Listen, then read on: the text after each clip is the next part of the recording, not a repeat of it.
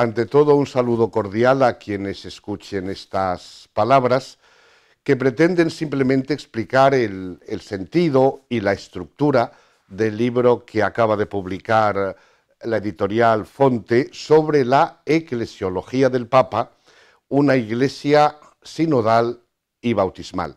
Y ante todo querría comentar las dos motivaciones fundamentales que me empujaron a escribir el libro, ¿no? Y la primera razón podríamos decir que es un gesto, yo creo, de respeto al mismo Papa para dar a conocer realmente cuál es la estructura última de su pensamiento. Porque de este Papa, pues claro, se comentan mucho los gestos, las actitudes, la cercanía que tiene a la gente y por eso, pues bueno, la magnífica opinión que tiene en la mayor parte de la opinión pública. Pero me parece que a veces se deja muy de lado, se deja en el margen lo que es realmente su pensamiento de fondo. Y por eso yo creo que para conocer al Papa Francisco y su pensamiento y su proyecto, no basta simplemente con conocer los gestos, sino hace falta ver cuáles son las motivaciones, las raíces, etcétera, ¿no? Y esta es una razón, como digo, de respeto al mismo Papa. Pero también yo creo que es o pretende ser un servicio a la Iglesia. Porque cuando la Iglesia toma conciencia de que se encuentra en una encrucijada de cambio histórico, pues lógicamente hace falta ver cuál es el proyecto, los objetivos y las intenciones que tiene el que está ocupando ahora la sede de Pedro y por tanto quien está marcando el camino del futuro de la Iglesia. Por tanto, estos son, yo creo, los dos objetivos fundamentales que hacen, a mi modo de ver, necesario un libro como este. Y a partir de aquí ahora querría decir cuál es la estructura fundamental o cuál es el punto de partida y las coordenadas fundamentales de la eclesiología de Francisco, es decir, de cómo Francisco entiende la Iglesia y cuál es el camino o la misión que le señala. Y yo creo que el punto de partida necesario es darse cuenta de lo que podríamos denominar una iglesia desde la misión y para la misión. ¿Y por qué? Porque el Papa Francisco se da cuenta de la encrucijada que hoy está viviendo la Iglesia en este mundo en el cual nos encontramos, ¿no? Una encrucijada que puede ser vista desde un doble ángulo. Por un lado, desde lo que pasa en el mundo, en la civilización, en la cultura, en eso que solemos llamar globalización. Es decir, una dinámica cultural que domina nuestro mundo y que tiende en gran medida a convertirse en pensamiento único, a dominar la realidad entera, homogeneizando todo lo que existe y por tanto anulando las diferencias, las divergencias, la pluralidad, etcétera, ¿no? Es lo que el Papa Francisco ve reflejado en una novela que él alguna vez ha citado de Robert Benson. Curiosamente, este era anglicano, hijo del arzobispo de Canterbury, y se hizo católico, haciéndose sacerdote en la Iglesia Católica, y escribió un libro, una novela, que se titulaba El Señor del Mundo. Esta novela fue escrita justamente hace un siglo, pero de algún modo anticipa ese tipo de pensamiento o de poder que intenta controlar y dominar el mundo entero, y hoy vemos cómo realmente eso se ha ido haciendo realidad. Pero por otro lado, el Papa también mira a la Iglesia.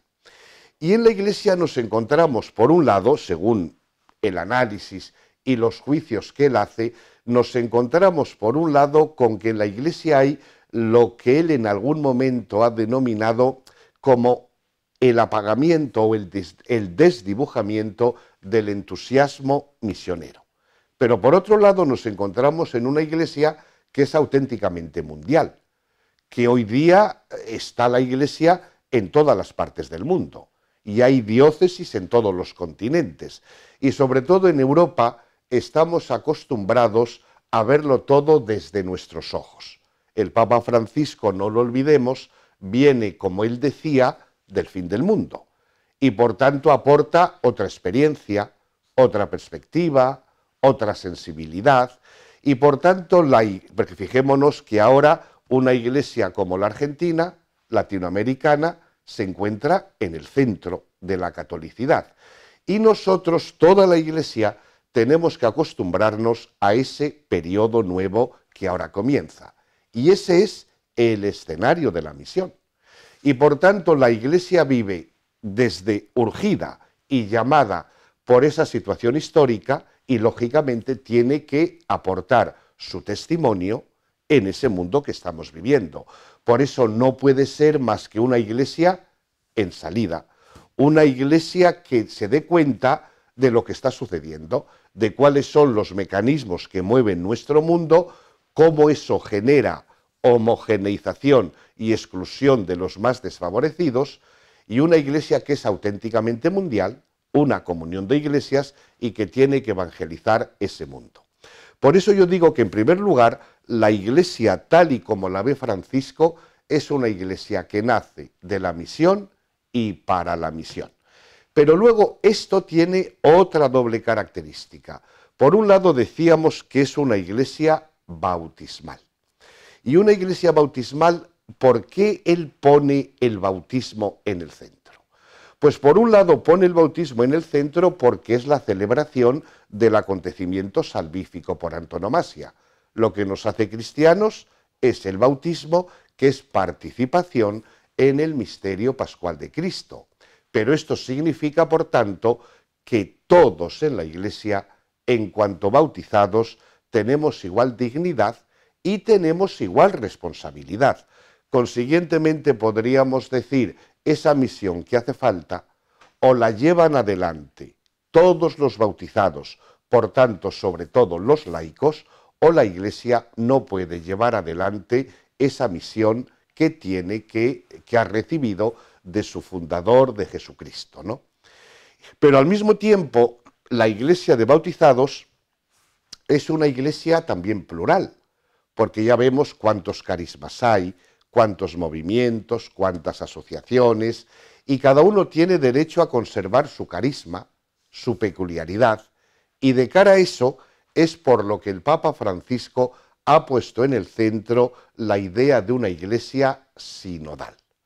Sinodalidad quiere decir precisamente caminar juntos, avanzar juntos, con la participación de todos, hacer un camino compartido en el cual todos nos escuchemos, todos reconozcamos que el otro tiene lo que yo no tengo, y reconociendo esta pluralidad y esta variedad, el Papa insiste en que todo tiene que ir orientado a la misión. Él habla de convergencia o de sinergia, que es poner las capacidades de cada uno al servicio de esa misión que brota y que arranca de la Trinidad. Porque también es importante observar que desde el punto de vista teológico el Papa Francisco tiene una visión trinitaria de la Iglesia. Todo arranca del Padre, a través del Hijo que manifiesta el amor del Padre y del Espíritu Santo, que es, como el Papa insiste muchas veces, el que crea la variedad en la Iglesia para reconducirla a la unidad, que es el servicio a la misión. A mi modo de ver, esto es lo fundamental de la eclesiología de Francisco. Y solo querría añadir otro aspecto, ¿no? Que hasta ahora hemos hablado de una iglesia bautismal y de una iglesia sinodal, ¿no? Pero la iglesia vive entre otros muchos grupos humanos que no son cristianos, religiones, ideologías, el Estado, las instituciones públicas. Y claro, él percibe que en ese mundo hay mucho conflicto, mucha tensión, mucha controversia, y en esa situación el Papa propone a la Iglesia como portadora de una cultura del encuentro, del diálogo, del reconocimiento de todos, de tal manera que esa actitud de la Iglesia, abriéndose al encuentro con todos, pueda servir realmente a cumplir el objetivo o el plan salvífico que arranca del corazón de la Trinidad.